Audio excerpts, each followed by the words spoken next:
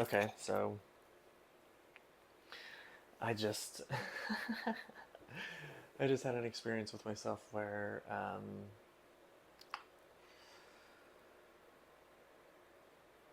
I just had an experience with myself where I was thinking about whatever I was thinking about, and I looked to my left and saw myself in the reflection of my mirror, and I had this thought, and it was, "Who do I think I am? Who do I think I am?" Yeah, it was, "Who do I think I am?" And I just thought that that was so interesting, and I had to take a pause and look into that because I was like, "Wait a second, wait a second, I need to explore this right now." And this is kind of like the process of how I go about that. I'm just sharing this just to share how I like move into these spaces with myself and just discover all kinds of shit out about myself. Um, and connect so many dots and stuff like that. So I was like, okay, who's saying that right now? Going back to me looking at myself in the mirror and having this experience with myself where I see myself and I say, "Who do you think you are?" And I asked into that, and I started asking. I was like, "Okay, who's showing up right now? Who is this?" And I just kept asking, "Who is this? Who is this? Who is this? Who's showing up? Who's showing up? Who's showing up?" And it's a version of me or part of me or me when I was 12 keeps coming up, and 12 is a big, that age is a big uh, moment for me. And I was thinking into that, and I was like, okay, I was like 12, 12, 12. I was like, who do I think I am? Who do I think I am? Where could this be coming from? Who could this be attached to? What experience around the age of 12? And then I started to realize as I was sifting through 12 years old for me, there's a lot of it that's kind of like missing or not there or smudged, which, talk about this in therapy and stuff like that. It's very much so a thing that happens. It can happen with your physical body smudging, where your body kind of, it can't connect to itself. Um, Trauma response, like whatever. So, this is kind of where I stopped before I was like, I'm going to record this just to see what I was gonna write it, and then I was like, well, let me just like record myself doing it or talking about it, um, just for myself. um, okay, so 12 years old, things happening in my life at that time. I lived in Olathe, Kansas. Oh, maybe I shouldn't say that. I lived in I lived in a specific place in Kansas. Um, I guess that doesn't matter, right? That wouldn't matter, right? Should I be not saying places I've lived in my life? Probably not, right? So I lived in Kansas, specific town in Kansas. I was going over to my grandma's house a lot, spending time with my cousins. I can't remember, but that might have been the. Um, oh, that's weird to say. That might have been the first time that I ever drank. Um, and I know it was around that time when I got drunk for the first time. And so there's so much in there that could have been. And so I started thinking about that. So then I started thinking about, I was like, can I remember what that felt like at that age to be consuming alcohol and experiencing being drunk? Can I recall what I was feeling? And what I was feeling was a sense of play and a sense of um, like like a depression of my of my maybe like my fight or flight system, because also at that time in my life, I my oh gosh, I like kind of don't want to say this, but it is my story, so I guess I can. I guess there's parts of me that feel shame, I guess, about about what I experienced in my home at that age, and it's a lot of abandonment, a lot of abandonment, a lot of responsibility, a lot of fear, a lot of confusion, a lot of sadness, a lot of anger, a lot of a lot. I had to be responsible for so much. I had to be responsible for myself. I had to be responsible for my younger brother and sister. I had to be responsible for the house. I had to be responsible for taking care of my mom when she was drunk and hungover. Um, and that time in my life was just not what I think any child should have to go through. Unfortunately, I know I'm not alone in a similar journey, um, and I don't. I guess I do feel shame, given that I that was what was coming up for me. But I don't feel like resentment or anything, and that is really big and powerful and beautiful. Um, that's really important, I think, for me especially, is when I look back on that time of my life, and like my mom is not even 20 years older than me. And so I look at I'm now the same age, or a little bit older then, but I'm around the same age that she was when I was experiencing some of like the worst. Uh, I've experienced a lot of shit in my life. So when I was experiencing some really intense stuff in my life, in my young life, um, and so I have a different perspective on. I see my mom differently now because of who I am now, and because of all of the experiences that I've had, and all of the people that I've met, and all the stories I've heard, and all of the growth that I've experienced with people, and through what I do for a living. And it's just, I see her now in such a different way, and I send her so much love, and I'm going back and meeting the versions of myself that didn't get what they needed, or what they wanted to, and I'm meeting those versions of myself. And a really big part of that journey is also where my story holds itself in my body, and discovering, like, as I'm like saying all this stuff, and I'm recalling this time from when I was 12 or around that time, I am drawn into, where do I hold this? Where am I feeling this in my body? And right now I'm feeling it in my left side, and I'm feeling it in a pinpointed spot just underneath my left scapula, like in the rhomboid area. And I'm feeling it, and I'm feeling sensation in my arm, sensation going into my fingers now, um, which is really interesting because this is a side that I have problems with, that I have pain in. And these are some of the things that I have pain with. And so, what it feels like right now is that I'm calling up the things that I'm storing inside of my body as it pertains to this specific um, signal. And those things are meeting themselves, and then they're meeting me.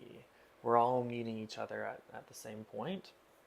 Um, and this is like the practice. This is like This is the beauty of the self practice of just diving into yourself and tuning into what you're experiencing it as you're experiencing it. And time is a construct, so you could be experiencing something right now that in relation to age you experienced, a long time ago. But it's still happening right now. There's so much that we hold on to in our bodies that we just choose to not let go of because a lot of us have found ourselves in situations, especially in our young life, our formative years, where we were met with a situation or scenario that we didn't know how to work through or get through. Maybe we didn't feel safe. Maybe whatever the situation was or circumstances were, we had to break away from ourselves and essentially abandon ourselves, self abandonment, in order to survive a particular instance in our life or that we think we have to survive. And that carries through now to today to so many people in society, myself included, in certain moments. That's why a lot of people tend to react. Anyways, I get sidetracked really easily. And fuck, and I'm losing the train of my train of thought. Oh my god. Oh my god, what was I just saying?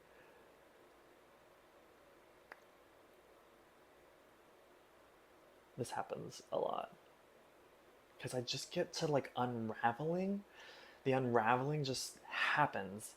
And I just like go and go and go and go. And so this is what I tell. So if I can't think of what I was saying, then I'm just going to keep going on to something else. So this is what I tell people too is once you start picking at something internally, emotionally, mentally, even physically, spiritually, whatever, once you start picking at something, if you just keep going with it and if you get stuck with it and you don't know where to go, just like start asking questions. Like that's the biggest thing is like start asking questions and see where you end up with a concept or a feeling or like a physical feeling, an emotional feeling, a situation that you experience, whatever it is.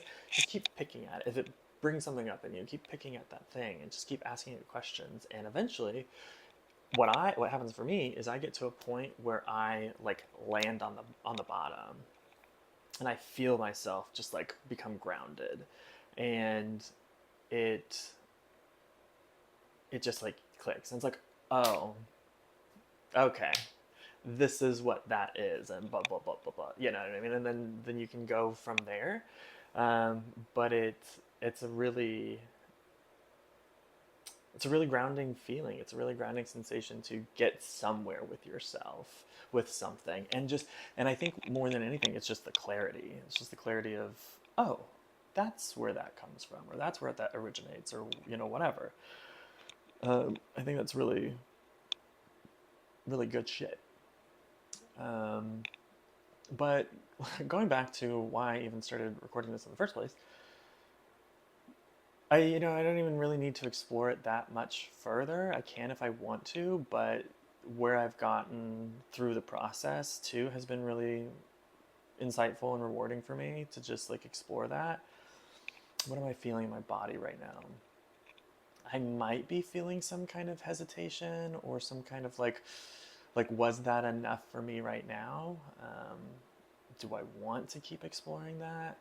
And I think it's really important to ask that question in these moments because it can be scary, it can be intense. When you are unraveling yourself, that can be a lot, and you can unravel too much to the point where you like really kind of bring yourself into an anxiety attack, a panic attack, something might happen, And sometimes when I'm releasing a lot of energy, when I'm having a big emotional release, a lot of the times it presents itself as like I'll get really cold and then I'll get really like I'll shiver. I shiver a lot, and it's my body's way of like releasing trauma, releasing like things that I'm holding on to. And so I've learned to get into a space with myself where I allow that to happen, and it feels really good and it feels releasing. It happens for me after I get like massage work done a lot of the times. If I Not a lot of the times, but kind of depending on where I'm going through in my journey with the massage. But it's like when it happens, I like love it, but I don't like it at the same time. Like it it doesn't really feel good while it's happening. It doesn't feel bad, but it's just like, oh, this feels like, ugh, ugh, like I'm even getting the chills right now.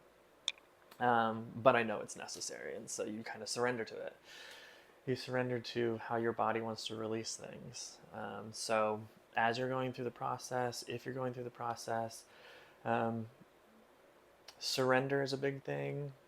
Knowing safety for you, and just kind of remaining curious.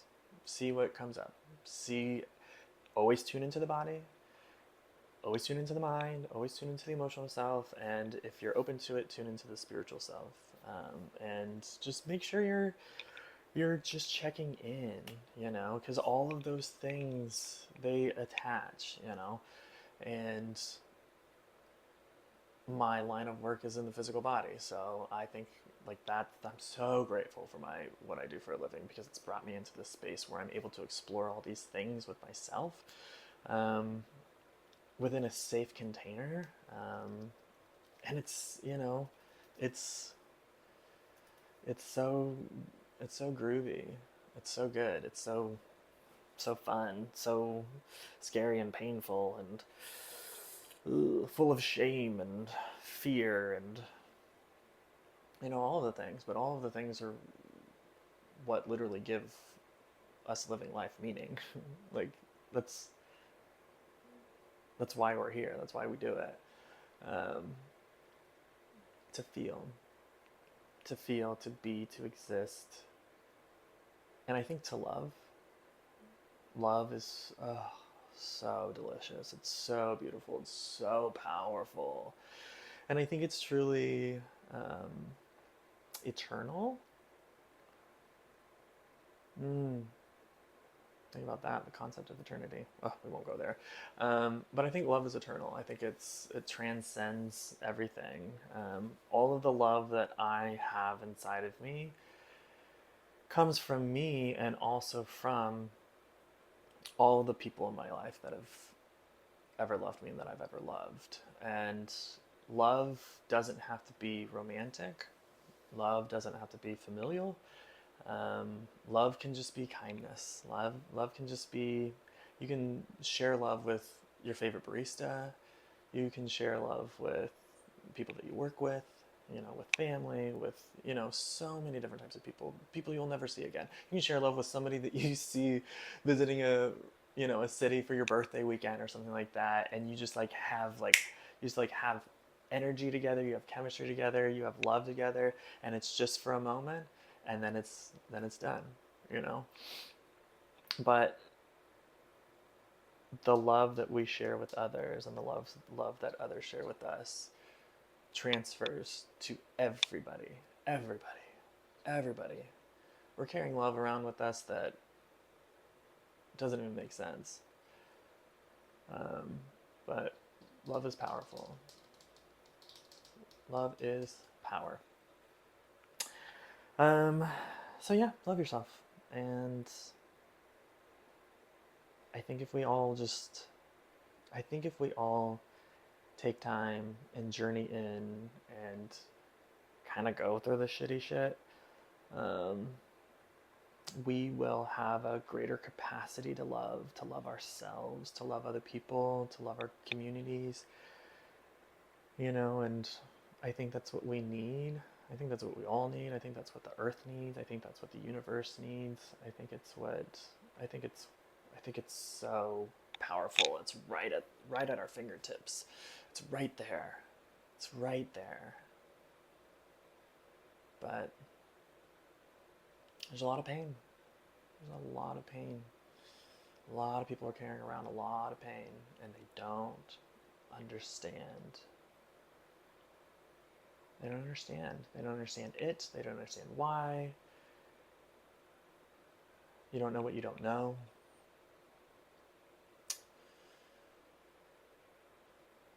And I wish to do something in that space with people, for people. Just don't know. I think I do that already, but I want to help more people. I want to help more people, which is something I've thought a lot about. And I actually got to this. I'm just gonna keep rambling.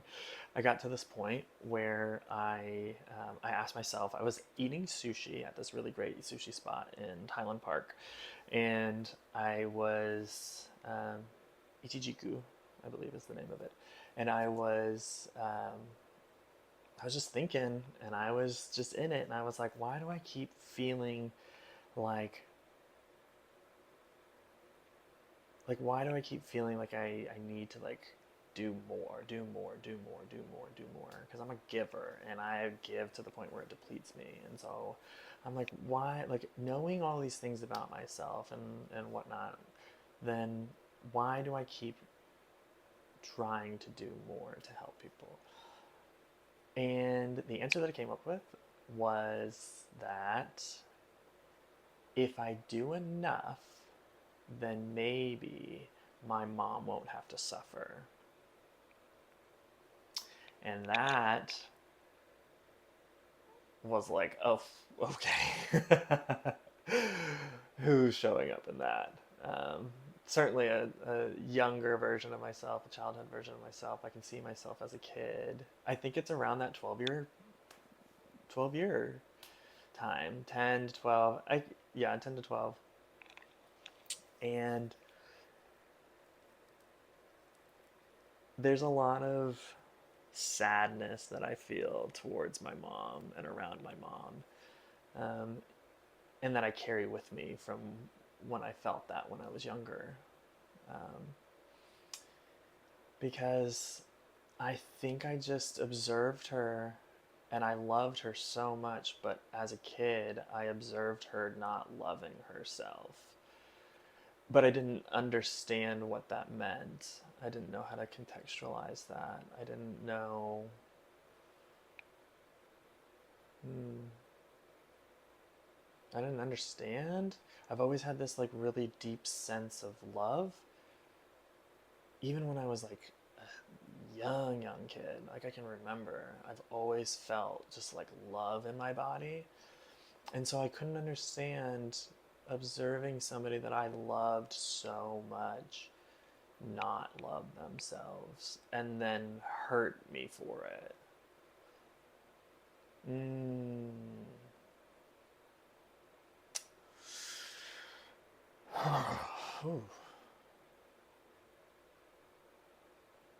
Yeah,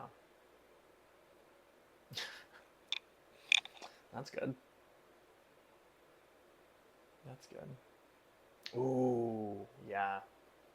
And then hurt me for it because after I had thought about this too, sometime after that first initial thought, but then I was like, I can't remember why this came up. It came up in a different scenario, but I was like, oh,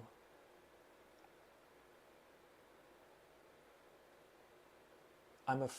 So the initial thing was, if I do enough, then my mom will have to suffer.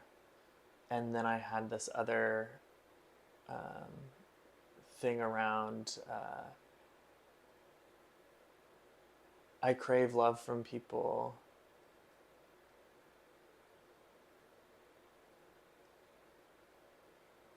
What was it? What was it? It's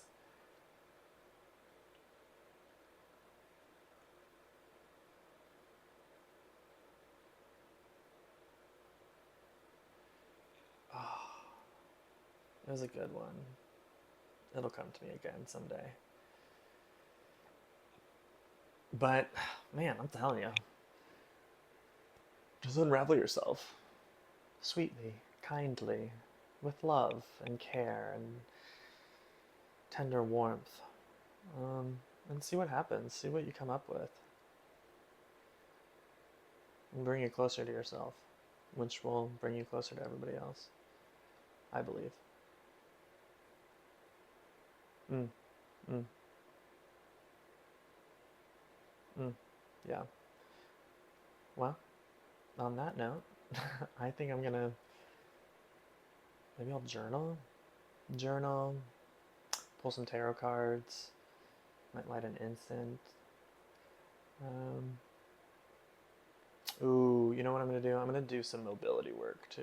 I'm gonna do all of that, and I'm gonna do some mobility work, which I plan on doing a video about that because I want to show people how I like turn this thing that is foam rolling and stretching and using the massage gun and all that kind of stuff. I turn that experience into a pleasurable experience for myself. Um, the beauty about doing self-care work like that is that it should be pleasurable. And so I move myself into the realm of pleasure while I'm doing that stuff, and it changed how I experience it, because there was certainly a point when I used to do mobility work and stretching and it was like not enjoyable. I did not really want to be doing it. But now I find myself being able to sit into the sensation of what I'm experiencing and what's coming up for me in that space. So, like the mental, emotional, and spiritual in the physical space. And I'm able to, again, journey into it if I want to. And through journeying into it and releasing what's there, you're able to move into a state of pleasure. So, um, mobility work and stretching doesn't have to be painful or a chore. It can be a beautiful, pleasurable practice. So, I'll see you then.